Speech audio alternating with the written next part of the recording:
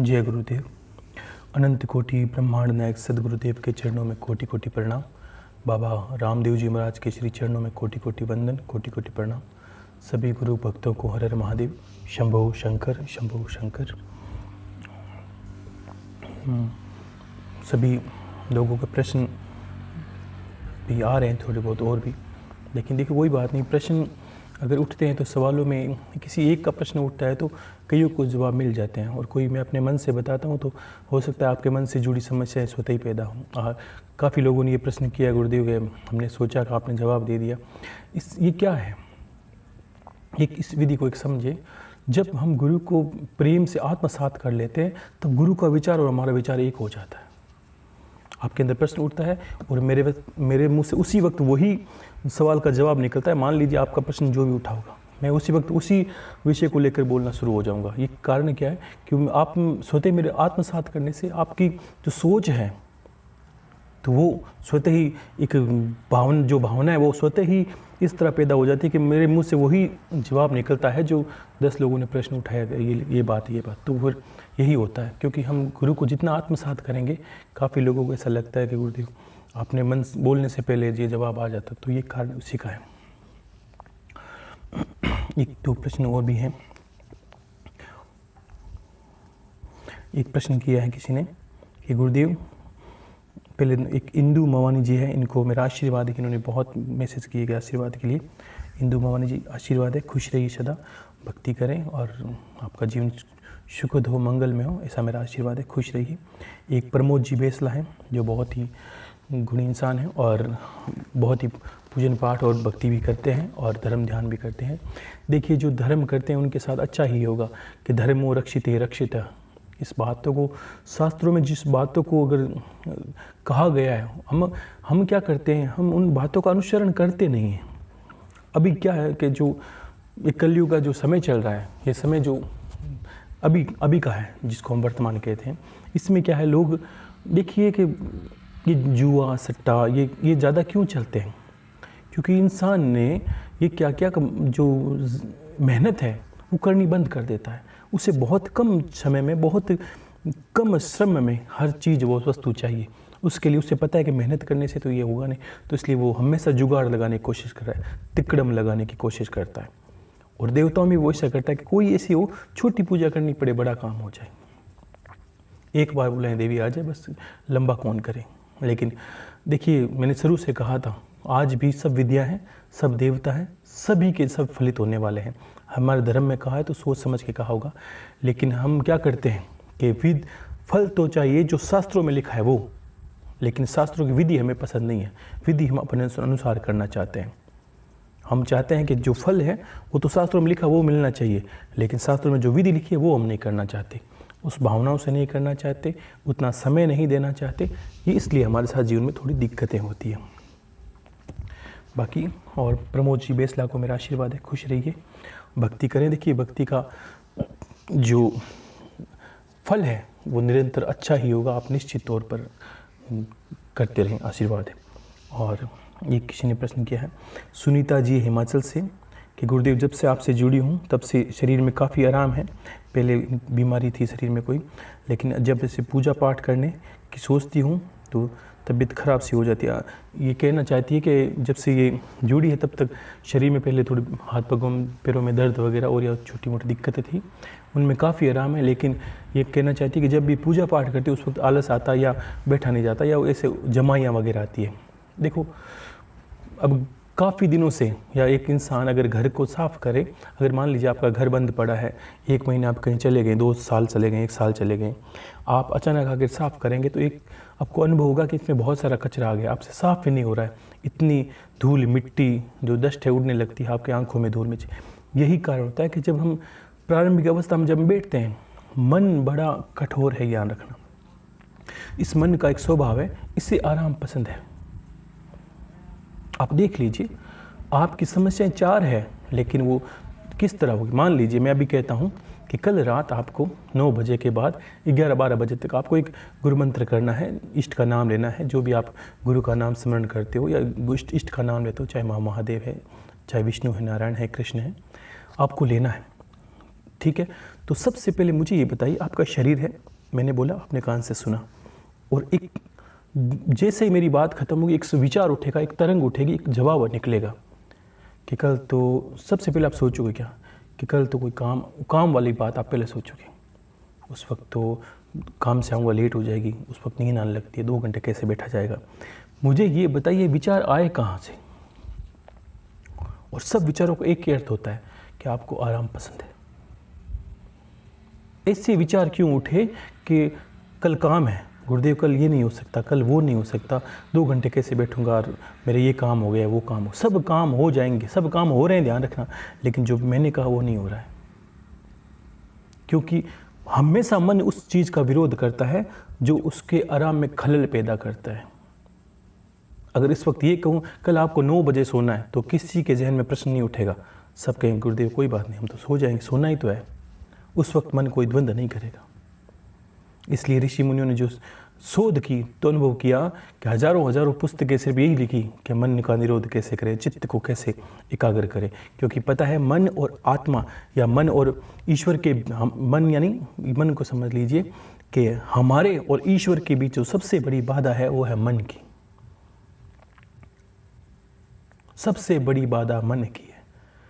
मन ये कहेगा ये खाना है, हम खाते हैं। मन वो कितने संतों ने लिखा है, मन के मते न चालिए, मन के मते अनेक, जो मन पे अवसा रहे है साधु को एक।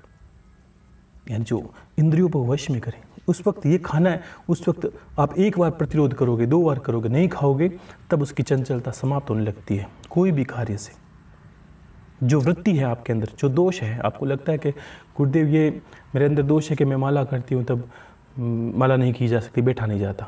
देखिए दुनिया में सब काम पहला कर, कोई भी काम जब मेहनत का करोगे तो सबसे पहले आपकी दिक्कत आएगी। क्या आएगी कि शारीरिक पीड़ा होगी, आपकी मानसिकता में थकावट आने लगेगी, या आप उसके विरोध में कोई चीज़ सोचने लगोगे कि ये नहीं होगा। इसकी जो नकारात्मक भाव आपके अंदर पहले आएंगे कि क्यों नहीं करना, वो सारे विचार आपको पता है, और वो स्वतः ही सारे आप बहाने मुझे कह दोगे कि इस तरह नहीं कि कर सकता, वहाँ जाना है, मुझे इससे मिलना है, घर पे ये काम है, वो काम है। सब सारे के सारे विचार क्या है, नकारात्मकता है। यही कहना चाहते हैं आपके कल कर नहीं सकते। इसका एक ही उत्तर है। और ये सारे के सारे आप थोड़ा मनन करोगे तो अनुभव होगा, ये सारे मन के हैं। अगर किसी इंसान को बोल दिया जाए, अगर 10 दिन आप कोई, आजकल माताएं बहनें कोई हेल्थ के लिए, शरीर को व्यायाम करने के लिए कहीं जिम जाती है, कहीं जाती है, कोई भी कहीं भी प्रयास हो, आज आप मान लें शरीर से बड़े हो, मोटे हो, तो 2 दिन खेलने जाओगे तो आपको अनुभव होगा कि आपने कभी खेला नहीं है, 2 दिन खेलोगे तो आपको जकड़न पैदा हो जाएगी। क्यों कि ये आपका प्रारंभिक जो अभ्यास है वो है। वहीं आपके घर के बच्चे को देखे, वो रोज़ खेलता है, उससे कोई फर्क नहीं पड़ता। कारण क्या है, नित्य अभ्यास हो गया उसको। ध्यान का बड़ा भी गहन महत्व है, पूजा का बड़ा गहन महत्व है। मैंने एक बहुत बार अनुभव किया था कि एक समय ऐसा चूज़ किया जो वास्तव में समय, मान लीजिए कि दिन होने के बाद है, कहीं भीड़ भड़ाके में या कहीं ऐसी जगहों पे मैंने अभ्यास किया। मैंने मान लीजिए कि सुबह 9 बजे 8 बजे मैं बैठ जाता कहीं पे, और उस समय को निर्धारित रखता, बस आंख बंद करके मुझे बैठना है। अभी सारे प्रश्न छोड़िए, अगर आप होते तो क्या कहते कि गुरुदेव मैं बैठा हूँ लेकिन बाहर की आवाज़ सुनने देती, ये सुनने देती है। मैंने किसी से कोई प्रश्न नहीं किया, अपने मन से गुरुदेव को याद करे, मैं बैठ गया बस। फिक्स 7-8 बजते मैं सुबह सारे नहा धो के, मुझे पता है वो ध्यान का समय नहीं है, मैं बैठ गया और मैंने बाहर की आवाज़ सुनी। बाहर गाड़ियाँ चल रही, मोटर चल रही है, कोई शोर शराबा करने दीजिए, मुझे कोई फ़र्क नहीं। मुझे बस 2 घंटे आंखें नहीं खोलनी है, मेरा ये अभ्यास था। क्यों कि मैंने एक बहुत पुराने शास्त्रों में पढ़ा था, दीक्षाओं में पढ़ा कि गुरु जब आश्रमों में दीक्षा होती तो गुरु बच्चों को यही कहते हैं, बच्चे का जो मन है चंचल होता, चंचल बुद्धि होती है बच्चे की, तो गुरु सबसे पहले उसको यही करता। नया बच्चा है, मैंने एक बात ये पहले बोल दी थी कि आश्रम है, उसको आंखें बंद कर, कोई क्रिया नहीं, बस आंखें बंद करके बैठ जाओ, 4 घंटे सिर्फ आंखें नहीं खोलनी तुझे। अब सारे बच्चे उसके आसपास खेलते, शोर शराब होता, अब वो सिर्फ मन में यही भाव रखता, अब बच्चे क्या कर रहे होंगे, अब क्या कर रहे होंगे, अब कोई खेल रहा है, अब कोई उठ रहा है, लेकिन मन से विचार करता कोई बात करिए, लेकिन आंखें नहीं खोलनी। तो क्या होगा, 3-4 दिन के अंदर उसको बाहर की आवाज़ सुनाई देना बंद हो। क्यों कि उसके लिए रोज का काम हो जाएगा। और किसी इंसान के अंदर जीवन में रोज का काम हो जाए तो मन उसका विरोध उसको भूल जाता है। मैं उदाहरण देता हूँ आपको। आप में से बहुत लोग होंगे जो शहरों में काम करते हैं, तो आपको ऐसे लगा कि ऐसी जगहों में हैं जहाँ पर बहुत गाड़ियाँ, मोटर गाड़ी, शोर शराबे हैं, बहुत ज़्यादा चलती है। मान लीजिए बहुत ज़्यादा कि दिन भर होय हल्ला चलता रहता है। लेकिन मान लीजिए आपका कोई जगह है जहाँ बस लग रही है, कोई हवाई जहाज़ है, कोई जगह ऐसी जगह है जहाँ पर बहुत शोर शराबा होता है। आप प्रथम दिन जाओगे तो आपको सारी चीज़ सुनाई देगी। 2 दिन के बाद, 3 दिन के बाद, 5 दिन के, 10 दिन के बाद, अभ्यास महीने भर के बाद आप अनुभव करोगे, आपको उस आवाज़ से कोई फ़र्क नहीं पड़ता। कोई पूछेगा तो पता नहीं कर सकते कि पास में से गाड़ी निकली कि नहीं निकली। क्यों? कि हाँ, क्योंकि रोज़ कोई चीज़ होती है तो इंसान उसको ध्यान देना बंद कर देता। सत्य बताऊँ, ये बात है। प्रश्न करने नहीं होते, स्वतः खत्म होते, अनुभव से प्रश्न खत्म होते हैं आपके। ये प्रश्न तब तक उठते हैं कि गुरुदेव ये करूं तो ये होता है, क्योंकि अभ्यास नहीं है ना, सिर्फ प्रश्न करने का अभ्यास है। सिर्फ अपनी जो नकारात्मकता है, अपना जो दूसरा पक्ष है ना वाला, वो जाहिर करना है। इसलिए नहीं कर सकते गुरुदेव, इसलिए नहीं कर सकते, ये नहीं कर सकते। मैं डांट नहीं रहा हूँ, कह रहा हूँ, कारण समझिए। मन में ये विचार आया कहाँ से? इतना ही होता है। सत्य बताऊं, गुरु ने कहा वो करना है, बाकी छोड़िए। इतना ही अर्थ होता है।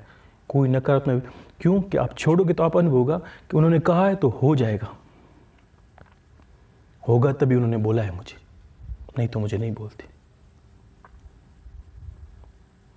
तो ये विचार ऐसे समाप्त होते हैं। तो मैंने अनुभव किया कि महीने भर, 2 महीने बाद, 3 महीने बाद मुझे बाहर की आवाज़, क्योंकि पहले दिन इंसान को ध्यान देता है। आज घर के अंदर आपके झगड़ा हो रहा है, 2 दिन हो रहा है, आपका घर हमेशा शांत रहा होगा, कभी झगड़ा नहीं होगा, कभी भाई बहनों में, परिवार में, पुत्रों में, पत्नी में कभी झगड़ा नहीं मान ले हुआ होगा। और एक दिन कोई बात हो जाए तो आपको बड़ा अशांति लगेगी, बहुत ज़्यादा अशांति लगेगी। आपको लगेगा ये घर में क्या हो गया, पहली बार, हमारे घर तो ऐसे था ही नहीं।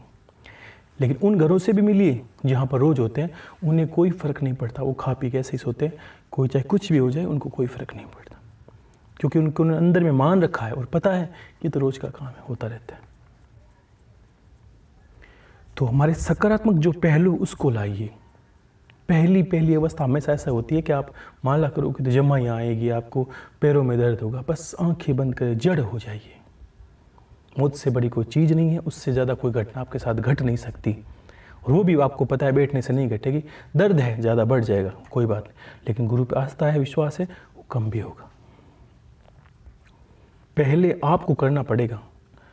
बहुत लोगों ने प्रश्न किया, गुरुदेव अगर ऐसा करूं तो ये कैसे होगा, ये कैसे? आपके प्रश्न बहुत हैं, लेकिन उत्तर कितने अच्छे हैं, सरल हैं। समझिए बात को कि पहले कोई ये इंसान बोले कि गुरुदेव मुझे कमाई करनी है, मुझे बहुत ज़्यादा ग्राहक चाहिए ताकि मैं दुकान खोल सकूं। सीधी बात है। आप पहले इकट्ठा हुए या मैंने पहले बोलना शुरू किया? तो आपको अनुभव होगा कि मैंने पहले बोलना शुरू किया, फिर आप इकट्ठा हुए। वैसे ही कोई व्यापार करेगा तो उसको पहले दुकान खोलनी होगी, फिर ग्राहक आएंगे। यहाँ तक ये अनुभव कीजिए कि मान लीजिए 1-2 प्रश्न थे गुरु बहनों के कि गुरुदेव लड्डू गोपाल की सेवा जो करते हैं उसमें मान लीजिए कि कैसे भाव बनेंगे। देखिए पहले लड्डू गोपाल आएंगे, आपके भाव बनेंगे, तब उनका दूसरा पक्ष स्वतः हो जाएगा। कोई बच्चा, आपने देखा, माताएं बहनें जानती है इस विधि को, कि पहले बच्चा जन्म लेता है, फिर माताओं के स्तन में दूध आता है। ऐसा मैंने बहुत कम सुना, या सुना ही नहीं होगा कि पहले दूध आ जाता है फिर बच्चा पैदा होता है। ऐसा कभी नहीं होता, क्योंकि जो आवश्यकता है वो स्वतः ही वो चीज़ों की के ना जो आपकी संकल्प से विकल्प बन जाते हैं अपना आप। आपका जब संकल्प दृढ़ होता है, अब संकल्प कैसे आपके, ठीक है समय के अनुसार, मैं तो कुछ कहता ही नहीं हूँ, आप बोलते हो कि गुरुदेव ये, मैं क्यों, ठीक है कोई बात है, आशीर्वाद है, आपका काम फिर भी होगा। मेरा अंतर से यही आशीर्वाद सबको रहता है कि मान लीजिए जैसी परिस्थिति में हो, समझता हूँ कि घर परिवार में छोटी मोटी दिक्कतें होती है इंसानों के, परिवार चलाने में सारी समस्याओं को जद्दोजहद करनी पड़ती है। उसके उपरांत मैं तो इस बात को धन्यवाद देता हूँ कि आप सुनते हो और करते भी हो, कोशिश करते हो। तो कोशिश में मैं हमेशा आशीर्वाद ही रखता हूँ कि आपका काम फलित हो। लेकिन फिर भी आपको अंतर्मन से ये रखना है कि नहीं, अपना सामर्थ्य दिखाना है मुझे। यहाँ एक क्षेत्र होता है जिसमें सामर्थ्य दिखाकर अपना पद हासिल करना होता है, चाहे वो गुरु के सामने क्यों ना हो। अपना दमखम दिखाएं देवताओं के सामने। माता की हमेशा अच्छा लगता है उनको कि आपने एक संकल्प पूरा किया। अब संकल्प में क्या होता है कि 9 दिन का संकल्प, उसमें आप माताएं बहनें कह रही थी गुरुदेव आज शादी थी वो चली गई, उसमें जाना ज़रूरी था। देखो सत्य बताऊं, कहीं जाना ज़रूरी है ही नहीं। हमारे बिना भी सब कुछ हो सकता है और होगा ही, ये ध्यान रखना, होगा भी। जब तक इंसान जिंदा रहता है उसके अंदर यही रहता है, मैं नहीं रहूँगा मेरी पत्नी का क्या होगा, मेरे बच्चों का क्या होगा, मेरे माता पिता का। आप नहीं रहोगे तब भी दुनिया चलेगी। आपके पूर्वजों ने यही सोचा था, आप चल रहे हो आज। ये दुनिया किसी के कहने से नहीं रुकती और किसी के जाने से और आने से कोई फ़र्क नहीं पड़ता। वो तो ठीक है, आप साथ होते हो तो अच्छी बात है, नहीं होते हो तो भी कार्य हो गए। ये कभी मत सोचना कि जिसने बनाई सृष्टि है तो वो चलाना भी जानता है, वो सबको पता है उसको कैसे चलाना है। और हमारी औकात या हमारी क्या ऐसी हैसियत है कि जिसके हम ये सोचे कि हमारे बिना घर नहीं चल सकता। सबकी किस्मत है। आप चला के मैंने एक कथा में बहुत अच्छी बात बताई थी कि उस एक इंसान ने कहा था कि मैं नहीं रहूँगा तो मेरा परिवार कैसे जिएगा चलेगा। ऐसा कभी नहीं होता। वो तो आपकी सोच है जब तक आप जीवित हो, क्योंकि आपने कंधों पे सवार उठा रखा है, मैं हूँ तब तक मेरे बेटे हैं, मैं हूँ तब तक मेरी पत्नी सही रहे। आपकी गलतफहमी है। जिनके पति नहीं है उनकी स्त्रियाँ भी जी रही है, और जिनकी पत्नियाँ नहीं वो पुरुष भी जी रहे हैं। जिनके माँ बाप नहीं वही बेटे अनाथ है फिर भी सर्वश्रेष्ठ पदों पर हैं, चले गए। क्यों? कि ईश्वर सबका करता धरता है। ठीक है, हमारे संतान हैं, हम एक पिता हैं, माता हैं, हमारी जिम्मेदारी बनती करिए। लेकिन इतना अपने आप पर यह भी अहम होता है कि मैं अपने बेटे को, काफ़ी लोगों ने ऐसा सोच रखा है, बहुत कुछ होता है। हर इंसान अपने बेटे को कलेक्टर डॉक्टर से छोटे पद पर देखना नहीं चाहता। तो क्या सारों के सपने पूरे होते? नहीं होते, 1% लोगों को छोड़कर। क्यों? कि आप अच्छे हो सकते हो, संतान आपके पक्ष पर खरी उतरे नहीं उतरे ये बहुत बड़ी बात है, ये अलग बात है, होगा कि नहीं होगा। आपके संस्कार देने का कार्य है, उसका प्रारब्ध आप बदल नहीं सकते। माता पिता अगर प्रारब्ध बदलने लगे और परिवार प्रारब्ध बदलने लगा तो समझिए कि दुनिया सबकी सत्य, ये समझिए कि दुनिया स्वतः ही अच्छी हो जाती। बदल तो नहीं सकते। जो चोर हैं, क्या उनके घर वाले उन्हें चाहा कि वो चोर बने? नहीं चाहा। क्या वो गलत रास्तों पे जा रहे हैं, वो घर वाले चाहा कि हमारा बेटा शराब पिए, नशा करे, गलत रास्ते पे जाए? कोई नहीं चाहता। कितनी गलत से गलत माँ हो, वह विचारनी हो, तब भी वो नहीं चाहती कि मेरी संतान गलत रास्ते पर जाए। तो ऐसा ही माता पिता का स्नेह होता संतानों के प्रति। लेकिन हम चाहकर भी कुछ नहीं कर सकते। बहुत परिवार में से बहुत रिश्ते हैं हमारे, हर घर में अगर 10 मेंबर है तो आपको ये पता चलेगा 3-4 अपनी मर्जी से जीते हैं, आपका कुछ कहना नहीं मानेंगे। और उनको सही करने के चक्कर में वो सही होंगे कि नहीं होंगे, आप अपनी ज़िंदगी ज़रूर बर्बाद कर लोगे। प्रयास करना चाहिए, मैं नहीं कहता आप प्रयास ना करें, प्रयास करें, लेकिन इतना भी ना करें कि आपको लगे कि बस मैं इसको बदल दूंगा। वो नहीं आप कर सकते। ईश्वर पर छोड़ सकते हैं। उनके ऐसा कह सकते हैं, ईश्वर इनके कोई सद्गुण है, उनकी वजह से ये ऐसी कृपा करें ताकि इनका जीवन सुधरे। हाँ, ये हो सकता है। तो फिर ये विचार हम जो करते हैं कि हम पूजा करते हैं तो ये होता है, ये कुछ विचार कुछ दिन ही रहते हैं। इन प्रश्नों का कोई उत्तर नहीं है, स्वतः आता है।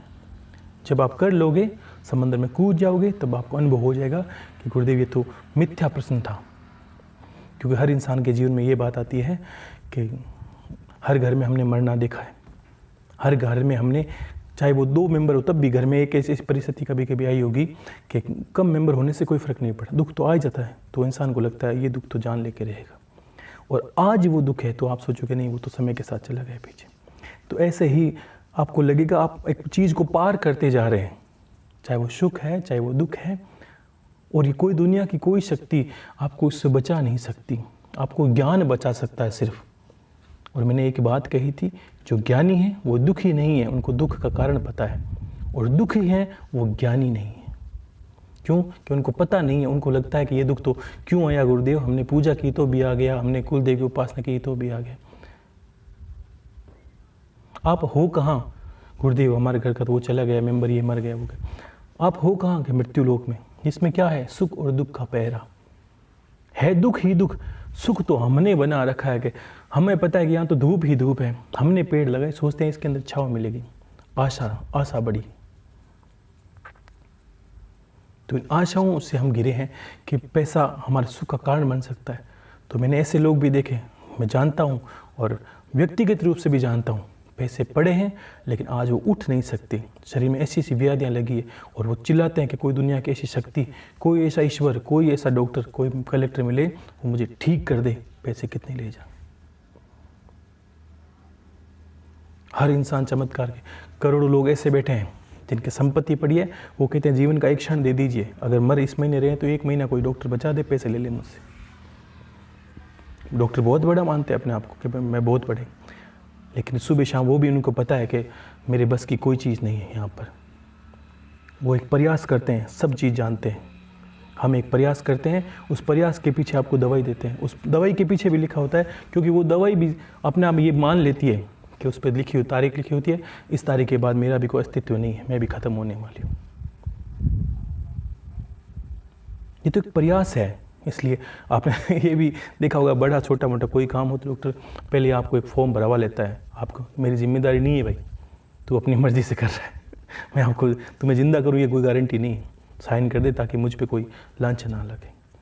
प्रयास है, अच्छा है, लगता है डॉक्टर का कार्य अच्छा है, मैं ये नहीं कहता, लेकिन ये समझिए कि ईश्वर सर्वश्रेष्ठ है स्वतः ही, क्योंकि उसके मुंह से एक वक्त निकल जाता है कि अब ईश्वर पर रखिए आप, अब डॉक्टर कुछ नहीं कर सकता किसी चीज़ का।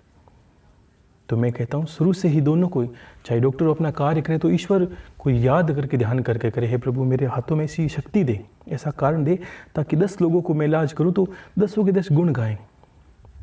चलते फिरते लोग डॉक्टर को भगवान ही कहते हैं, क्यों कहते हैं? इसी कारण कहते हैं, वो पीड़ा को हरने वाला होता, और जो पीड़ा को हरे वो भगवान है ही स्वतः, कोई बात नहीं, सब भगवान ही तो है। चारों तरफ देखिए, आपने मान रखा है। एक प्रश्न किसी ने कहा था, मैंने लिया नहीं बहुत पहले, कि गुरुदेव आपने कहा कि सब भगवान है तो हम साधारण इंसान हैं। देखिए, आत्मा परमात्मा का भेद मैंने बता दिया। आपके कृत्य और एक रावण और राम के कृत्य अलग अलग हैं, दोनों ही शिव के भक्त हैं, दोनों ही परम ज्ञानी हैं, दोनों ही सर्वश्रेष्ठ हैं। अलग क्या है? सिर्फ कृत्य।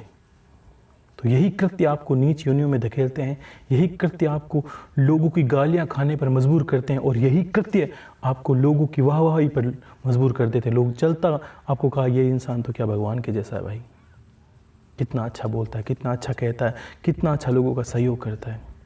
ये क्या है? तो स्वतः ही लोगों के मुंह से निकलने लगता है, आप तो भगवान के जैसे हो। क्यों? आपके कृत्य वैसे हो गए हैं। यही तो करने आए हैं, और करना क्या है? हमने क्या किया? अपने लालच वश होकर कृत्य को छोड़ दिया। हम और हर इंसान आज घर से निकलता है, वो इतना ही सोचता है, मैं मेरे 1-2 बच्चे, परिवार, पत्नी, बस इन के लिए खूब कर जाऊं, इतना कर जाऊं कि मुझे याद कर। तो मूर्ख हो आप, कोई याद नहीं करेगा। आप इस चीज़ में रहना ही मत। आपको तीसरी पीढ़ी के नाम याद नहीं है, उन्होंने भी प्रयास किए थे आपके लिए। आप पीयूसी पीढ़ी में आ जाओगे, आज नहीं तो 100 साल बाद आ जाओगे। आपको घर पे तस्वीर नहीं मिलेगी, आपकी तीसरी पीढ़ी की नहीं है तो आपकी भी नहीं मिलेगी। तो किसके लिए भाग रहे हो आप? हाँ, आप जिस परिवार में उसकी जिम्मेदारी निभाइए, जिम्मेदारी से कभी नहीं भागना है, मैं कभी नहीं कहूँगा भागना नहीं है, लेकिन उसमें रहते सतर्क रहिए कि हाँ मेरे साथ भी कुछ घट सकता है, इनका करते करते मुझे अपना भी ध्यान रखना है, इस जीवन को भी मुझे सुधारना है। हाँ, ये नाम कभी भी सोचना ही गलत होता है कि मेरा कोई नाम पीछे लेगा अग्नि का, ये नहीं, ये तो सिर्फ ईश्वर ही कर सकता है। राजा महाराजों के चले गए नाम, भक्तों के आज भी अमर हैं। अच्छे कृत्य किए, उनको लोग हमेशा याद कर लेते हैं कि यह कितना अच्छा इंसान है। जीव जंतु तक हमें उसका इंतज़ार करते हैं। आज हम चिड़ियों को दाना डालते हैं, पानी डालते हैं, कितना अच्छा काम करते हैं आप लोग। कितनी, ये सब ईश्वर की, आप ईश्वर ही तो हो क्या? आपने ही गलत ये धारणा बना ली कि हम साधारण कुछ नहीं होता यहाँ पर। सब के सब असाधारण जीव हैं। आपको अनुभव होना चाहिए कि आपके अंदर क्या क्या सामर्थ्य है, आप क्या क्या कर सकते हो। आज आप घर चलाते हो, कोई देश का पीएम है, प्रधानमंत्री है, वो देश को चलाता है। कोई राष्ट्रपति है, कोई कलेक्टर, वो करता क्या है? एक समूह को चलाता है। यह इंसान का इंसान, जिनको हम पूजते हैं, ऋषियों को, जिन हमको गुरु मानते, वो भी क्या? वो भी एक इंसान ही थे, और आप भी एक इंसान हो। बस आप वो बताते। भगवान क्या करता है? भगवान ने किसी को नहीं कहा कि आप इंसान बनो, भगवान तो सबको कहता है भगवान बन जाओ। इसका कारण क्या है? वो क्या करता है, जन्म लेता है, अवतार लेता है, जिसको हम अवतार कहते हैं। वो अवतार के दौरान अपने से कार्य करते करते है और मनुष्य को सिखाता है कि इस कृत्य पे चलोगे तो आप राक्षस बन जाओगे, और मेरे पैरों पे निशान पे चलोगे तो आप देवता बन जाओगे। ये संत इसका प्रमाण है, जिनको हम गुरु मानते हैं, आराध्य मानते हैं, ईश्वर मानते हैं। ये क्या है? ऐसे पद चिन्हों पर चले तो आपको ये अनुभव करना है कि आपको किस रास्ते जाना है।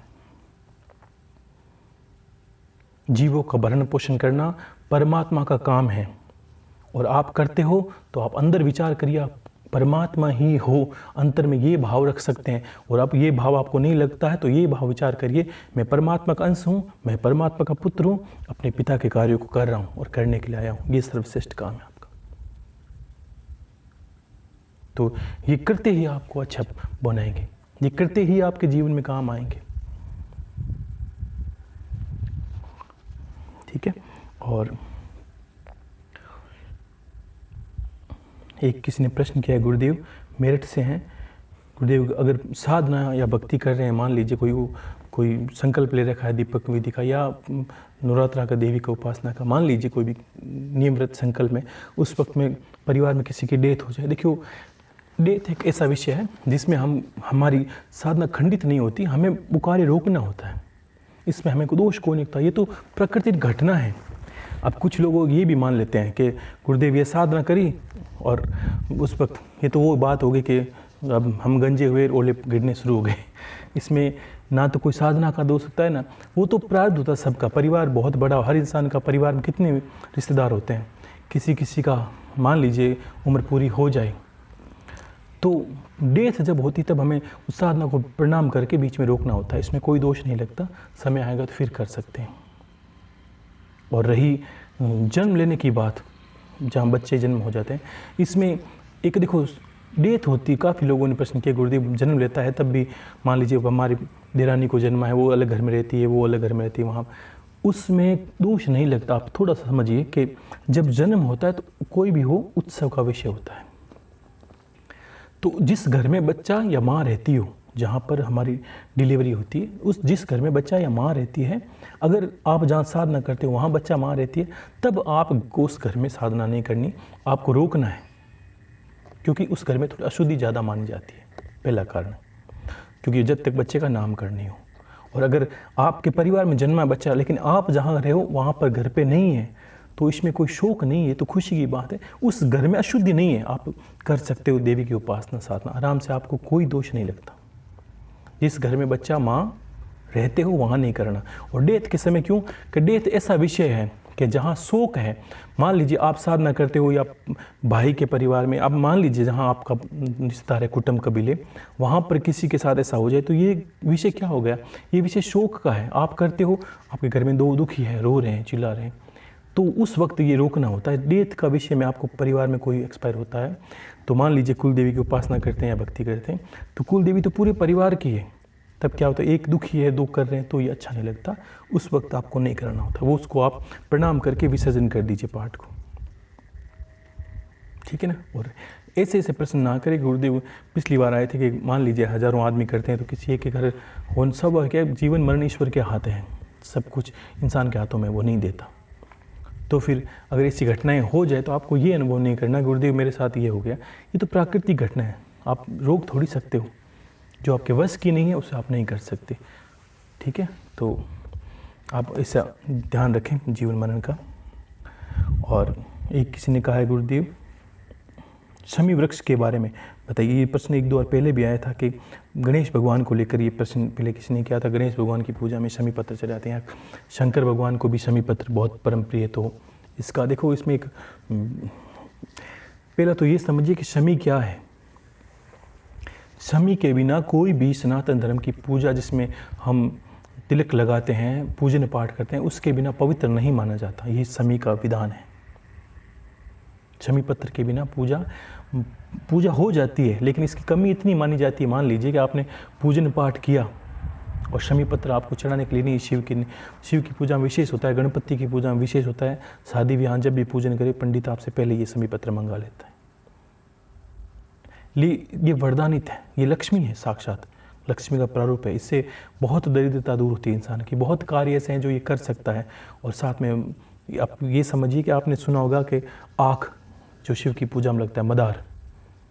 अब ये समझिए कि इनकी पौराणिक चीज़ों में ये समझ, शमी एक स्त्री है और मदार जो आँख है जिसको बोलते हैं ये एक पुरुष है। ये दोनों पति पत्नी है, समझिए, पति और पत्नी।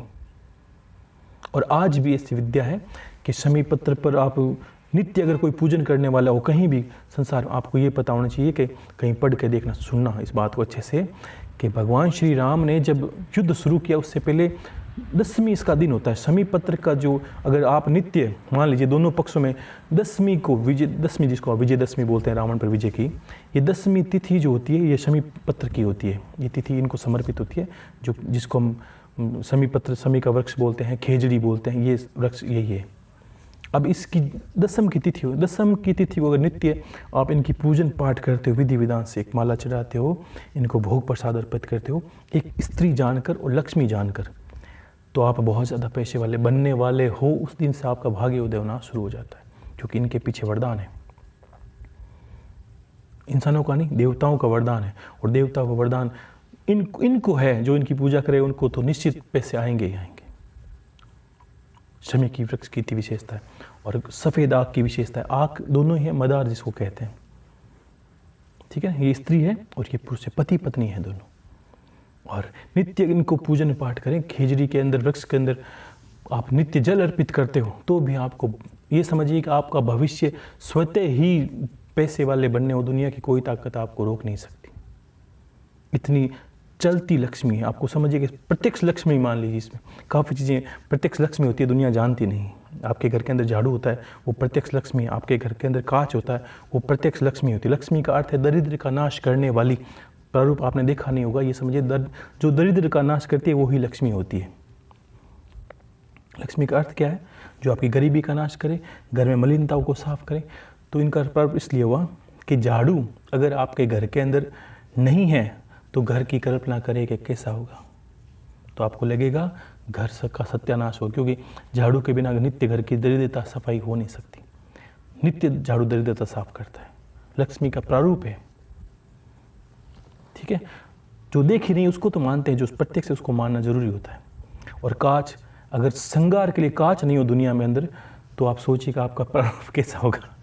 सब भूत जैसे दिखने लगोगे आप। इसलिए देवी के जब श्रृंगार होता है उसमें भी छोटा कांच साथ देते हैं, क्योंकि लक्ष्मी का प्रारूप है वो। और वृक्षों में बहुत कलाएं, इतने ज़्यादा वृक्ष हैं दुनिया में। देखो, जो छोटी मोटे कार्य होते हैं जीवन के, सुख दुख से निवारण करना, छोटी मोटी समस्याओं से जद्दोजहद को हटाना, इन सब में कुछ पेड़ बहुत भाग्यशाली, मतलब इतने समझिए चमत्कारिक प्रभाव काम करते हैं आपके जीवन में।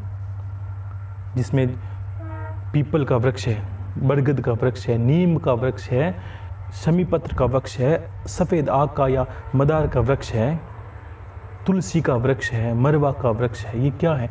ये जीते जागते इतने ज़्यादा, ये जहाँ जहाँ रहते हैं वहाँ कुछ न कुछ घटनाएं होती हैं, दिव्य होती ही हैं। ये हम इनकी विधियों को जानते नहीं, इसलिए हम थोड़ा पूरा इसको विस्तार से जान नहीं पाते कि क्या है। हमारी दृष्टि में पेड़ है, बस अपना कार्य कर रहा है, अपनी योनि को भोग रहा है। इसलिए शमी पत्र की बहुत विशेषता, शमी पत्र की पूजा से ये होता है। भगवान राम ने विजयदशमी से पहले इसकी पूजा की थी ताकि विजय, और आज भी उनकी विजय निश्चित हुई। वो तो ऐसे ही भगवान थे, वो नहीं थे, फिर भी नियम रखा। और आज भी ऐसा होता, कोई जीवन में बड़ा कार्य लगे आप उसकी पूजा करके करें, वो काम बीच में नहीं रुकेगा। अभी तो कहाँ ऐसी शादियाँ होती, लेकिन शादी का अर्थ यही होता है, जब शादी में, जब जिस दिन हमसे घर में कुमकुम का शुरुआत करते हैं शादी की, 7 दिन 11 दिन लगते हैं शादी में, तो शुरुआत करते हैं उससे शमी पत्र की पूजा, गणेश भगवान की पूजा प्रथम होती है। और इस काम को शुरू करने के बाद अब घर में चाहे कुछ भी हो, झगड़ा हो, शादी संपन्न होकर रहेगी, ध्यान रखना। बारात आए चाहे कोई ना आए, शादी नहीं रुकेगी। बस जिस घर में गणपति आ गए, और गणपति जी का ही वरदान है इनको। और गणपति जी कौन है? वो एक परम इष्ट है। मैंने कहा 5 इष्ट हो सकते हैं इंसान के, और गणपति से श्रेष्ठ इष्ट हो नहीं सकता। मैं सबके पीछे ये कहूँगा इससे श्रेष्ठ इष्ट नहीं हो सकता, लेकिन ये 5 एक ही है, ये भी ध्यान रखना। शिव, शक्ति, ब्रह्मा, गणपति और गणेश। गणपति और शक्ति, ब्रह्मा, विष्णु, महेश, गणपति और शक्ति, ये 5 ईश्वर हैं, इष्ट हैं। इनका, इनमें से कोई आपके इष्ट होंगे और उनको याद करके आप कार्य करें। गणेश भगवान क्या है? अब जिसको आगे कोई बताऊंगा विधि पूरी, जिसको जिनके इष्ट गणेश भगवान है, बहुत कम लोग मिलेंगे आपको जिनके गणपति इष्ट हैं, इसलिए उनके जीवन में दरिद्रता आती है, पहला कारण, क्योंकि इनका कार्य क्या है नहीं समझिए। सबके कार्य अलग अलग है इन देवताओं में। तो गणपति के क्या है, गणपति जी एक ऐसे देवता हैं जिनकी 2 पत्नियां हैं, रिद्धि और सिद्धि। रिद्धि का अर्थ है जो आपके धर्म को संचय करती है जहाँ ये रहते हैं वो आपके अपने चींटियों को आटा डाला वो संचय कर लेती है, और सिद्धि क्या करती है, इसको डबल कर देती है। ठीक है, सिद्धि इसको डबल कर देती है। ये दोनों पत्नियां इनकी सहायक है, और इनके पुत्र हैं 2, शुभ और लाभ। ये क्या है, ये हर काम में आपकी शुभता दिखाते हैं कि आपका काम तो शुभ होगा ही होगा निश्चित तौर पर, दुनिया का हो नहीं हो आपका काम कोई नहीं रुक सकता। गजाननम भूतगणादि सेवितम और कपित जम्बू फलचारु भक्षणम उमासुतम शोक विनाशकारकम नमामि विघ्नेश्वर पदपाद पंकजम। यानी जिन्होंने इनका नाम लिया, चाहे भूतगणादि भी हैं, पूजन करने पाठ करने से इनका नाम नहीं ले, उनका भी सफल हो नहीं हो ये कोई गारंटी नहीं है। इनका सफल हो कि नहीं हो कार्य कोई जिम्मेदारी नहीं है, लेकिन इनका नाम ले लिया तो दुनिया की कोई शक्ति काम को रोक नहीं सकती। कोई घर पे आए चाहे नहीं, आपका काम होगा, बस ये मान लीजिए हो गया, क्योंकि ये 5 चीज़ें इनके साथ चलती है, रिद्धि सिद्धि शुभ और लाभ और गणेश भगवान जी साक्षात। और आप ये सोचो कि जो आपको चीज़ें चाहिए वो इन्हीं की चाहिए। आपको धर्म का संचय करना है, धर्म करना है तो इनकी पत्नी करवाएगी। आपको धर्म का पुण्य चाहिए तो इनकी पत्नी देगी। घर में शुभता चाहिए, रुपया पैसे धन दौलत सब कुछ चाहिए, वो इनके पुत्र करें शुभ और लाभ। शुभ ही शुभ हो और लाभ ही लाभ हो, ये तो इनका परिवार है, आप देख लीजिए। लेकिन गुरुदेव हमें तो पता नहीं है, हमने तो गणपति को, एक गणपति की आजकल बहुत बड़ी विशेषता होगी, गणपति पूरे विश्व में 100 पीस हैं। अभी जो हाल फिलहाल में सब जगह देखता हूँ, एक 100 पीस की बात है। अच्छे कैलेंडरों में लिखेंगे, दिखेंगे, नई डिज़ाइनों में बनेंगे, लेकिन इनके प्रारूप को कोई जानता नहीं है। और इतने चमत्कारी प्रभाव है, आज का आज फल देने वाले हैं। बाकी देवता दे नहीं है, इनको वरदान है, आज के आज ही देंगे, आज मांगा प्रभु आज ही ले जी। इतने सीधे सटिल, क्योंकि इनका कार्य ही वही है। ठीक है, तो ये गणपति जब बात करेंगे इष्ट ऐसे जिनके गणपति इष्ट हैं उनको बस यही करना, ओम गम गणपति नमः। और उनके घर में शुभता, दुनिया की अशुभता हो सकती है, जिस घर में गणेश भगवान इष्ट हो उसकी अशुभता नहीं हो सकती, चाहे दूसरे देवता आए चाहे नहीं आए। असत्य, ये सत्य परम सत्य कह रहा हूं, इनको इतना खरा वरदान है कि आप किसी का याद ना करें और गणपति आपके इष्ट हो, आपको दुनिया में किसी को देखना ही नहीं है। इनके पीछे स्वतः शक्तियां चली आती हैं। और सत्य बताऊं तो जितना भी ज्ञान संसार में, ये गणपति की देन है, ध्यान रखना। बड़ी बुद्धि, बड़ा मस्तक और बड़े गहन, इनके पीछे भी जब गणेश पुराण पढ़ोगे आपके, तो 18 पुराणों में गणेश पुराण आता है इष्ट के बाद। किस लिए इनके ऊपर पुराण लिख दिया गया है।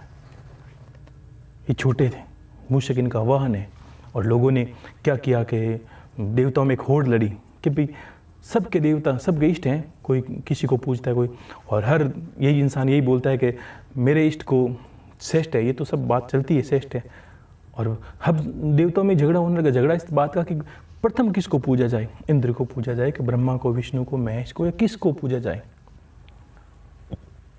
बहुत बड़ी विवाद हुआ। तो सभी विवाद के चक्कर में महादेव के पास चले गए कि प्रभु आप इसका निर्णय कीजिए, आप महादेव हैं, हम सब देव हैं, आप महादेव साक्षात, आप निर्णय कीजिए कि भाई हम लोगों में श्रेष्ठ कौन है और किसकी पूजा सबसे पहले की जाए। तो गणेश भगवान पास में बैठे थे, तो भगवान महादेव भी थोड़े सोच में किसको बड़ा छोटा कहूँ, यहाँ तो सभी देवता तो बड़े ही हैं, लेकिन अब इसको ये कैसे कर सकता हूँ कि इसको कह दूँ ये इसका प्रथम पूजा कर ली जाए, बाकी की बाद में की जाए। ये तो बड़ा ऐसा विषय हो जाएगा जिसमें झगड़ा हो जाए। लेकिन निर्णय के लिए आया है तो निर्णय करना ही पड़ेगा। तो महादेव ने युक्ति सुझाई। देखो काफ़ी चीज़ें ऐसी होती है जो परीक्षा में पूर्ण होती है, जो संकल्प लेते हैं वो परीक्षा में पूर्ण हो जाती है। काफ़ी चीज़ें जहाँ हम परीक्षा देते हैं ईश्वर के सामने, संकल्प पूरा करते हैं, तो संकल्प इंसान को सामर्थ्य है। तो भगवान ने कहा कि मैं इसका निर्णय ऐसा नहीं, अपना अपना सामर्थ्य दिखाएं, मैं सामर्थ्य के अनुसार आपका बता दूंगा किसकी पूजा प्रथम होगी। तो कहा ठीक है प्रभु। बोली क्या करना है कि आपको ब्रह्मांड का चक्कर लगाना है। ये जो ब्रह्मांड, पृथ्वी नहीं, पूरा जो ब्रह्मांड ईश्वर ने बनाया, इस ब्रह्मांड का जो पहले चक्कर लगा के मेरे पास आएगा, उसको सर्वप्रथम पूजनीय बना दिया जाएगा। बहुत बड़ी बात हो गई। अब देखिए, सबके वाहन देखिए, किसी के पास सिंह है, किसी के पास मोर है, किसी के पास कुत्ता है, मतलब दुनिया में जितने जीव हैं, किसी देवता किसी के वाहन है। कोई उड़ने वाले ऐरावत है, कोई हाथी है, कोई घोड़ा है, कोई कुछ भी, बहुत ज़्यादा वाहन है। और तो सब ने अपनी तो लगाम खींची और वो चले गए उड़ने के लिए। और सबसे निकृष्ट नहीं बोलना, ये समझिए कि सबसे जो कम और सबसे जो ना बराबर, क्या अब मुझसे का क्या वाहन और क्या ना वाहन मुझसे किसी का वाहन है, वो क्या करे बताओ, वो ब्रह्मांड का क्या, तो किसी चीज़ का चक्कर नहीं लगा पाए। तो गणेश भगवान का भाई अपना तो ये कार्य है नहीं ना, तो मैं जा सकता हूँ शरीर में, मैं तो भारी हूँ, और दूसरा मेरा वाहन ऐसा है, ये तो मेरा वजन भी उठा नहीं सकता। और अपने तो बस बैठे बैठे तमाशा देख लेंगे भाई, जिसको पूजे वह पूज ले, अपने तो कोई ज़रूरी है नहीं। तो सब ने कहा, जब महादेव ने स्वतः पूछ लिया, गणेश तुम नहीं गए? सब लोग गए कि प्रभु मैं क्या जाऊँ, पिता है उनके, मैं क्या जाऊँ, मेरे तो ये वाहन है, मैं तो सिर्फ तमाशा ही देख सकता हूँ। तो महादेव कुछ नहीं बोले, मुस्कुराए, बस उनके छोड़ दिया, क्योंकि सबका प्रमाण, ये तो महादेव को भी नहीं पता था कि मैं कहना क्या चाहता हूँ। और महादेव ने भी ऐसा, लोगों ने देखो बता दिया ऐसा कि महादेव ने कहा मेरा ऐसा नहीं, महादेव ने यही रखा था कि पूरे ब्रह्मांड का चक्कर लगाइए। तो बुद्धि में श्रेष्ठ है, इस बात का प्रमाण उन्होंने खुद, वो बैठे बैठे सोच रहे थे भाई ये चक्कर लगाए, मेरे पिता है महादेव, और ऐसे भी महादेव सबसे बड़े हैं, और ये जगत दिख रहा है, ये सब महादेव ही तो है। जो जड़ है वो शिव है, और जो अंदर इसकी शक्ति है वही तो मेरी माता जगत जननी पार्वती, इसी से तो संसार बना है। ये श्रेष्ठ ज्ञान है जो सब दुनिया, सब देवता तक जानते हैं कि संसार शिव शक्ति से निर्मित है, बाकी देवता सब भागीदार है इसके, और ये चलता है वो शिव और शक्ति से चलता है। तो महादेव ने कुछ नहीं कहा, तो उन्होंने कहा अगर मैं इनके चक्कर लगा तो भी ब्रह्मांड का चक्कर पूरा हो जाता है। तो युक्ति सुझाई, और अपने माता पिता के यानी महादेव और माता आदिशक्ति पार्वती के चक्कर लगा प्रणाम कर लिए, प्रभु मैं तो बैठ के, मेरा तो पूरा हो गया। महादेव ने समझे नहीं, और सभी देवता वापस आ गए और पूछा भाई गणेश तुम नहीं गए? मैं तो चक्कर लगा के आ गया कब का, कि ये कैसे हुआ? सभी देवता इकट्ठे हुए, सबने कहा भाई गणेश तो गए ही नहीं था, चक्कर कैसे पूरा लगा लिया? विनायक तो गए ही नहीं कहीं, चक्कर कैसे पूरा लगा लिया? और पहले आके कैसे बैठ गए? क्योंकि आप मेरी बात समझ लीजिए, आप ये संसार है, प्रभु ने एक ही कहा है कि इस संसार विश्व का, ये जो संसार दिख रहा है विश्व का, ब्रह्मांड का चक्कर लगाना है। अब ब्रह्मांड है क्या कि शिव और शक्ति से निर्मित है, कोई कहे, और कोई देवता इस बात को नकार नहीं सकता कि ब्रह्मांड शिव शक्ति से निर्मित नहीं है। कोई किस बात का कोई उत्तर ही नहीं है कि हाँ बिल्कुल, वो ये नहीं कह सकते कि नहीं इससे नहीं बना है, पता है हाँ शिव शक्ति से। और मैंने इनका परिक्रमा पूरी कर ली, तो मेरी प्रथम परिक्रमा हुई कि नहीं हुई? कौन ये बात कह दे कि शिव शक्ति से निर्मित नहीं है? तो सभी देवता ने कहा हाँ बिल्कुल, ये तो जो दिख रहा है वो सब कुछ शिव शक्ति निर्मित है। तो बुद्धि में कुशाग्र होने की वजह से सब देवताओं ने खुद वरदान दिया कि हम भी मानते हैं कि इनकी पूजा के बिना हम भी कहीं जाएंगे आएंगे नहीं। तो मान लीजिए आप दुनिया किसी देवता को पूजन करते हैं, तो गणपति की पूजन को याद करना होता है प्रथम।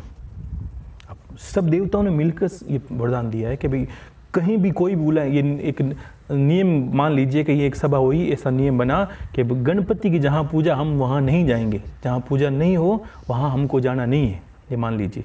और प्रथम पूजा होनी चाहिए, उसके बाद आपके चाहे जो भी इष्ट है फिर बुलाना है इनको। और ये जहाँ चले गए वहाँ उनका काम, हमें काम पूरा करना ही करना है। तो ऐसे गणेश जी है। और जहाँ समीपत्र की बात है, तो और एक ऋषि थे, औरव ऋषि। नारद जी ने ये, गणेश पुराण में आएगा, नारद जी ने ये कथा सुनाई कि इंद्र भगवान की सभा में गए, इंद्र स्वर्ग में। तो इंद्र भगवान ने कहा प्रभु हमें आप औरव ऋषि की कथा सुनाई, कि औरव ऋषि के बारे में हम जानना चाहते हैं। तो नारद जी ने कहा भाई औरव ऋषि एक बहुत बड़े ज्ञानी ऋषि थे, औरव ऋषि, ठीक है, बहुत बड़े ज्ञानी और बहुत भक्त थे, परम भक्त। तो उनकी एक संतान हुई लड़की, जिनका नाम था समी। औरव ऋषि की संतान जिसका नाम था समी, ठीक है। और इतनी सुशील और लक्ष्मी स्वरूपा साक्षात देवतुल्य स्त्री, छोटी कन्या, और इतनी सुशील सुंदर जिसको साक्षात लक्ष्मी का स्वरूप कह सकते हैं। सोचिए लक्ष्मी ही थी, आपको यही मानना है, लक्ष्मी थी।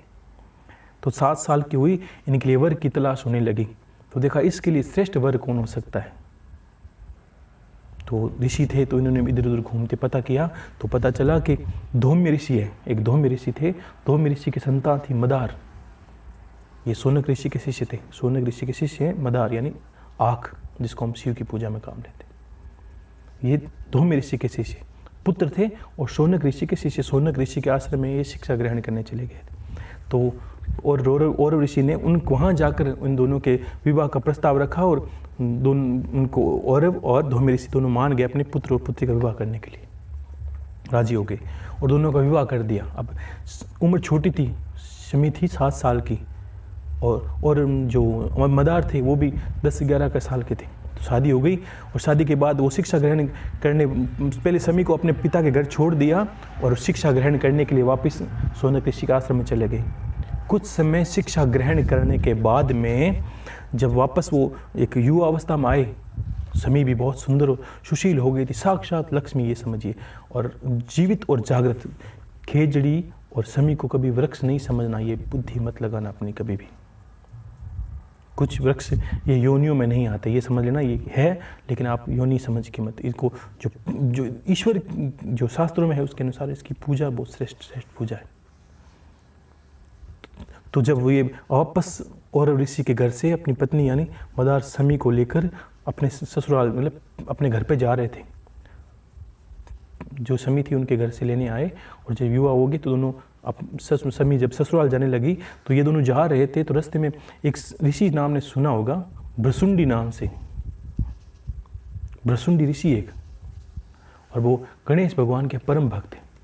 अब उन्होंने गणेश भगवान को प्रसन्न किया हुआ था और उनको वरदान क्या था कि भ्रसुंडी ऋषि जब चाहे अपने जो कपाल है या जो नाक है उसको बड़ा करके सूंड बना सकते हैं, कितनी भी लंबी।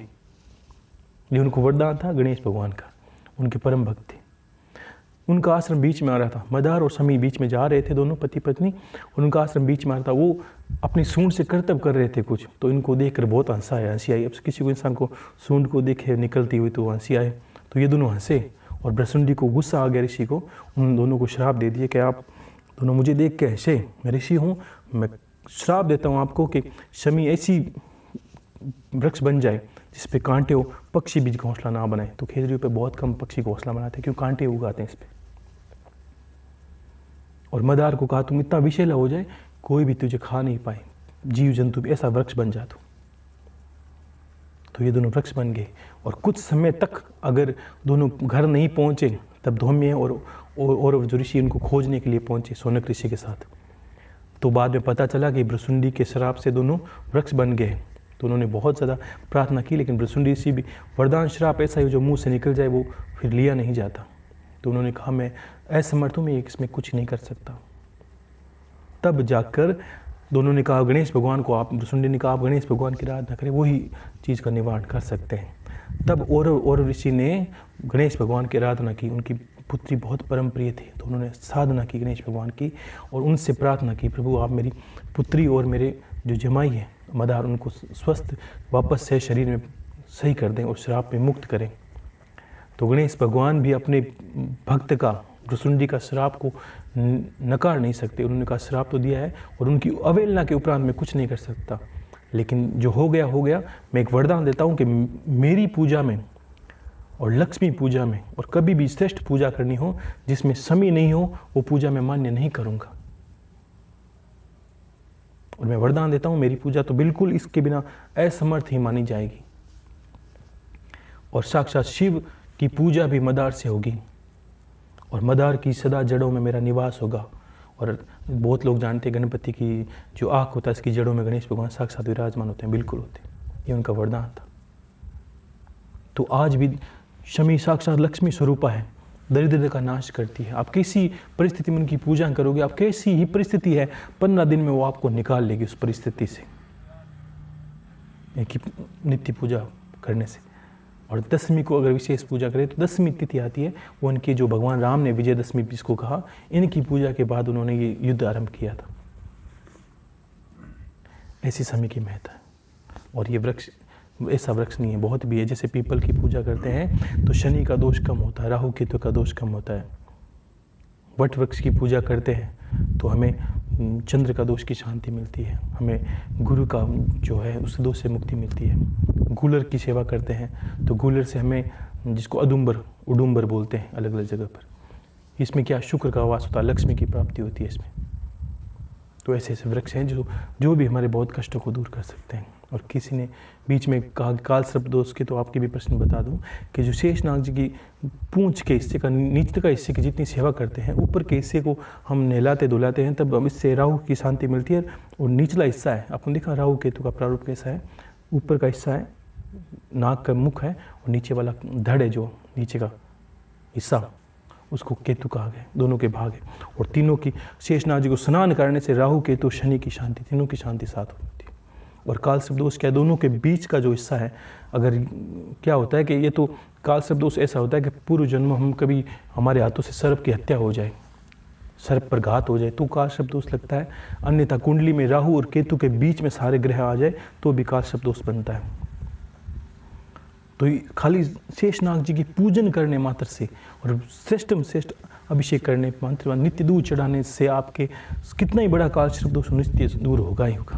आप घर पे भी ऐसा कर सकते हैं। इसलिए आपको बताया कि आप 80% जो इंसान के घर में दुख दरिद्र होता है वो राहु केतु शनि की वजह से हो जाता है, उतार चढ़ाव चलते रहते हैं। तो इनकी पूजा नित्य करने से ऐसा होता है। भैरव जी को याद करने से आपके 9 ग्रह पूरे के पूरे सात्विक हो जाते हैं। तो इसलिए आपको इनकी विद्याएं बताई गई थी, ताकि आप जहाँ हो स्वस्थ रहें और आपके घर के अंदर खुशहाली रहे, जैसी रहे आप खुशहाली रहे, खुशहाल रहें। ठीक है। और तो सबको आशीर्वाद है, खुश रहिए। हर हर महादेव, शंभो शंकर। जब भी समय मिलेगा मैं फिर प्रश्न आपके लूँगा। देखिए, प्रश्न तब तक रहते हैं, मैंने कहा, जब तक हम उस कार्य को कर नहीं लेते हैं, और करने के बाद कोई प्रश्न बचता ही नहीं। ज्ञान बहुत है आपके लिए, सुने, लेकिन जब तक करोगे नहीं वो ज्ञान आपका किसी का काम का नहीं। बहुत लोग सिर्फ सुन लेते हैं, उससे फ़ायदा क्या मिला? क्योंकि जो गुरु ने कहा, या जिसको हम गुरु मानते हैं, जिसको आराध्य मानते हैं, तो उसके कार्य को करना। सिर्फ हम काफ़ी लोग तो सिर्फ विधि करते हैं कि वो दीपक वाली विधि कर लो। देखो, पहले गुरु को मानना होता है, फिर गुरु की बातों को मानना होता है, फिर कर्मों को जीवन में उतारना होता है। और मैं अंतर से जानता हूँ, आप मान लीजिए, कई लोगों से प्रश्न कर सकते हैं जो नित्य करते हैं। आप देखिए गुरु भाई जी के फ़ोन पर, तो जो करते हैं उनसे पूछ लिए, उनके घर में कोई दिक्कत नहीं है। जो नित्य कुल देवी की उपासना करते हैं, जिनके घर में एक दिन नहीं तो 2 दिनों 3-4 दिनों में हवन वगैरह होता है, उनके घर में कोई दरिद्रता नहीं रहती, कोई नकारात्मक शक्ति नहीं रहती। जहाँ नित्य वो कुल देवी की कवच को बोल के पढ़ते हैं, भैरव तांडव का स्तोत्र का पाठ करते हैं, नाग स्तोत्र का पाठ करते हैं, आधा घंटा की नित्य पूजा अगर करें तो। लेकिन सबको छोड़ के गुरुदेव वो विधि करो, मेरे घर में ये तकलीफ है, इसका अर्थ आप कर कुछ नहीं सकते। आप सिर्फ विधियों को ढूंढते हैं और भक्ति नहीं करते। और विधियाँ भी उन्हीं को फलित होती है, मैंने पहले से कहा, जो भक्ति करते हैं, जिनके गुरु के प्रति श्रद्धा है, तो उन्हीं की विद्या फलित होती है। मैं कोई विद्या नहीं बताने वाला यहाँ बैठकर आपको कि उससे आपके टोना टोटका वाला मेरा काम नहीं। यहाँ ज़्यादा से ज़्यादा यही दिन भर मंथन करते रहते हैं कि किस तरह आपको एक जो वास्तविक रास्ता उस पर आपको चलाया जाए। जितने भी हो, चाहे 1000 हो, 2000 हो, 5000 हो, जितने भी आप चलो, श्रेष्ठ रास्ते पर चलो। और अपने जो गलत ज्ञान है, जो गलत आपने धारणाएं बना रखी, उसको तोड़ ताड़ के सीधे रास्ते पर चलो। ज्ञान देखो, दुनिया में बहुत है, आपको हर बार ये लगेगा ये ज्ञान है, ये ज्ञान है, आपके किसी काम का नहीं। ठीक है ना? आपको जो जीवन में उतारने को कहा वही ज्ञान आपके काम का है। बाकी आप ज्ञान पुस्तकें उठा के आप देखोगे तो आप एक गांव बसा उतनी पुस्तकें धार्मिक हैं, आप जीवन में अध्ययन नहीं कर सकते, सबका नाम भी नहीं पढ़ सकते। तो गुरु बताए वो 1-2 कर्म ही नित्य कर लीजिए, बाकी आपको करने की आवश्यकता नहीं है। नित्य अगर 2 चिड़ियों को आटा डालते हैं, कुत्ते को रोटी खिलाते, तो भी आपका कल्याण है।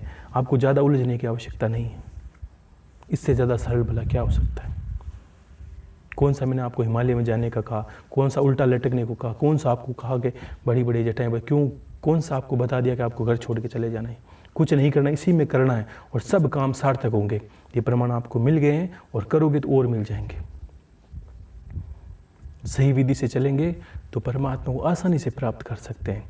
और जो विधि नहीं जानते तो लोगों को कार्य ऐसा भी होता है कि हमें जितना उल्टा उल्टा रास्ता बताए ताकि हम कभी रास्ते पहुंच नहीं पाए। आपको ऐसा लगे भक्ति पता नहीं कैसी है, हम कर पाएंगे कि नहीं कर पाएंगे। आप कर सकते हैं आराम से, और जो ग्रस्त में रह के कर सकते हैं उससे श्रेष्ठ तो कोई कर ही नहीं सकता। संत क्या करता, अपना पेट पालता है और भक्ति करता है, उसका काम ही नहीं है कुछ। लेकिन जो ग्रस्त होता है अपने परिवार को पालता है, परिवार की चिंताएं उठाता है, गली मोहल्ले की चिंताएं उठाता है, उसके उपरांत भक्ति करता है तो परमात्मा को दिखता है, संत को दर्शन होता है। और जो ग्रस्त है उसके घर पे परमात्मा ने जन्म सारे ग्रस्त के घर पे लिए है, तो ग्रस्त ही बड़ा हो गया, संत बड़ा हो गया। तो आप स्वतः परमात्मा के स्वरूप हो। जो भक्त हैं वहाँ तो भगवान चले आएंगे उनके घर पर, संतों को हो सकता है दर्शन ही दिए होंगे। आप कह रहे हो ये बड़ा है, बड़ा कहाँ? क्योंकि परमात्मा को पता है, क्योंकि ग्रस्त लालन पालन करने वाला है, जीवों को चलाना है, उसकी बनाई सृष्टि, उसको मानना नहीं ज़्यादा। मैं तो परमात्मा को मानता हूँ बस इतना ही हो जाए, ऐसा इससे कुछ नहीं होने वाला। मानने से क्या, परमात्मा का क्या फ़ायदा हुआ या जीवों को क्या फ़ायदा हुआ? आपको परमात्मा के मान लेने से आप दिन भर ये कहते हो मैं परमात्मा को मानता हूँ, इससे प्रकृति का क्या भला है, जीव का क्या भला है, इस संसार का क्या भला है, ये संसार चलेगा कैसे? कभी विचार किया है? तो परमात्मा ने मनुष्य योनि दी है ताकि इन जीवों का भी आप उद्धार करें, इनके लिए भी कुछ करें, जगत के लिए कुछ करें। यही परमात्मा करता क्या है? जो कार्य आप करते हैं वही करता, और क्या करता है? वो स्वार्थी नहीं है जो अपने परिवार के बस बैठे, वो जन्म लेता है, संत बनता है तो भी लोगों के कल्याण के लिए कार्य करता है, और ग्रस्त में रहता है तो भी भगवान कृष्ण की भांति लोगों को अधर्म से हटा के धर्म पे लगाने की कोशिश करता है। भगवान राम के रूप में आता है तो मर्यादा में चलकर सबको मर्यादा सिखाता है। यही तो प्रारूप है धर्म का। बड़े बड़े झंडे उठाने से, बड़े बड़े हुगदड़बाजी करने से इसमें धर्म कहाँ दिखा आपको? ये तो बस एक अभिमान है, आपका झंडा बड़ा कि मेरा झंडा बड़ा, यही है। ये नहीं करना आपको, अपने रास्ते चले, सब कुछ मिल जाएगा। परमात्मा किसी का, काफ़ी लोग ऐसे कहा गुरुदेव कोई किसी के परमात्मा, आप तो ये आजकल चलता है, किसी के छाया आती है, किसी को कोई ये खिलाए। परमात्मा किसी का दास नहीं है, किसी के भरोसे नहीं है। जो मंदिर खुला है वहाँ खुलेआम चले जाइए, आपका कार्य वहाँ भी होगा, वो बीच में किसी को नहीं रखता। एकमात्र गुरु है जिसके कार्य कहने से कार्य करना ये जरूर मान्य है, उसके अलावा कोई मान्यता नहीं है। अगर मैं कहूँगा आपको शिव की भक्ति करनी है, इसका अर्थ ये नहीं कि आप मैं कहूँगा तभी शिव आएंगे आपके पास, ये मूर्खता नहीं है, ये ज्ञान नहीं है, ये मेरा दिया हुआ तो भी ज्ञान नहीं है। ज्ञान का अर्थ क्या है? मैं बताऊँगा उस रास्ते पे चलना है, शिव आपको वहीं मिलेंगे। ये नहीं कि मैं कहूँगा तभी शिव आएंगे, ये नहीं। गुरु रास्ता बताता है। यहाँ ऐसा गुरु का कार्य नहीं करते, लोग गलत कर देते हैं, मेरे पास आके बैठ जाओ, मेरी सेवा करो तब आपके कार्य होंगे, ये नहीं होता। गुरु का कार्य पढ़े, शास्त्रों में पढ़े, श्लोकों में पढ़े। गुरु गोविंद दोनों खड़े, काके लागों पाए, और बलिहारी गुरु आपने, जो गोविंद दियो बताए, जो रास्ता बता देता है कि ये परमात्मा का रास्ता है बेटा, यहाँ जाना है, तेरे काम हो जाएगा, वहाँ ईश्वर खड़ा है। क्योंकि उसने सारे रास्ते पर, गुरु करता क्या, सारे रास्तों पे भटक कर ये निर्णय कर पहले कर लेता है कि हाँ इस रास्ते पर भगवान है। अब मैं 10 रास्ते पे भटका हूँ, जो मुझे 10 सालों में मिला या 20 सालों में मिला है, मैं आपको 5 साल में ले जाने की कोशिश करूँगा। और आप जब इस पदवी पाओगे या ऐसे ज्ञानी बनोगे धीरे धीरे कि आप लगता है आपको कि मैं 10 लोगों को मुझसे सुनते हैं, तो आप स्वतः ये पदवी ऐसी है कि आप जाओगे तो आप सोचोगे मुझे 5 साल लगे, मैं इसको 1 साल में पहुंचाने की कोशिश करूंगा। ये इसीलिए गुरु को बहुत बड़ी संज्ञा दी है, क्योंकि वो जो 10 साल में करता है, जो 12 साल में करता है, वो आपको 3 साल में देने की कोशिश करता है। इसलिए गुरु बड़ा है। परमात्मा कुछ नहीं करता वहाँ पर, वो कहता है तू तो बस गुरु से होकर मेरे पास आ, इतना ज़रूर है। क्योंकि सटीक जो विद्या है, जो ज्ञान है, गुरु के मुख में ही है, ठीक है ना। और जगत को देख देख कर क्या होता है कि पतिव्रता पत्नी, और जैसे संज्ञा कितनी अच्छी है कि ऐसा ऐसा लगन लगाया मेरे गुरु जी, ऐसा ऐसा लगन लगाया, जगत जन्म जन्म से कंवारी मारी सुरता, आपके विवाह करवाया। तो ये क्या है? गुरु ईश्वर का, हमारा आत्मा और परमात्मा का मिलन करा देता है। बीच में बैठे पंडित की भांति दोनों को सामने बिठा के ऐसे फेरे खिलवा देता है कि ये आप दोनों की शादी हो गई, अब आप एक ही हो जाइए। ये गुरु का कार्य है। वैसे थोड़ी कि मुझसे शादी कर लूँ, ऐसा नहीं होता। वो बीज के भांति है, लेकिन उसके बिना वो भी अधूरा है, वो भी अधूरा, परमात्मा भी अधूरा है, दोनों को मिलाया गया कार्य। तब परमात्मा ने उसको अपना श्रेष्ठ माना है। वो कहता है पहले गुरु, उसके बाद मैं, क्योंकि वो इतनी बड़ी पदवी इसलिए दी गई है ताकि वो ऐसा कार्य करता है। इसलिए ऐसे नहीं कि गुरु अपनी शरण में रोक ले सभी को, आप बस आ जाइए, मैं तो यहाँ बैठा हूँ, आप मेरी सेवा में लग जाए। तो सोचिए ये गुरु आपको गलत है, ये गलत है, रास्ते ले जाएगा। मेरी सेवा करिए, मेरे लिए कुछ करें, ये गलत है। आपको सारे रास्तों से सारे रास्तों की खामियां, जो गलतियां हैं वो बता के, कोई सही है वहाँ सही गलत का जो निर्णय वो करके आपको ये बताएगा आपको करना क्या है। मैंने सबसे पहले बोला, हजारों संतों को सुनते, आपको ये नहीं समझ में आएगा कि मुझे क्या करना है, वो आपका सिर्फ गुरु बताएगा। वरना जो कंवर स्त्री है उसकी बात ही, उसको सब सुंदर लड़के लगते हैं, उसको लगता है ये अच्छा है, ये अच्छा है, अच्छा है, क्योंकि उसके अभी तक पति नहीं है। जब पति होता है तो उसको समझ में आता है यही अच्छा है मेरे लिए, इसके अलावा साबित तो मेरे लिए कोई दुनिया में कुछ है ही नहीं, यही मानना होता है। तो यही गुरु का निर्णय, गुरु मानने के बाद यही होता है कि यही है जो सर्वे सर्वा मेरे लिए, बस इसके अलावा मुझे कुछ दिखता है ना कोई बात। गुरु कहीं हो कोई फर्क नहीं पड़ता, मान लिया जाता है, और उसके शब्दों को सुनना बहुत बड़ी बात है। गुरु कहे और वो करने का मौका मिल जाए तो ये तो आप सोचिए, मैंने कहा था सत्य में सोने से लिखी कलम है, यही को बोलते हैं कि गुरु बोले और आप करो, इसमें श्रेष्ठ क्या हो सकता है भला। ठीक है, तो आशीर्वाद है। हर हर महादेव, शंभो शंकर, शंभो शंकर।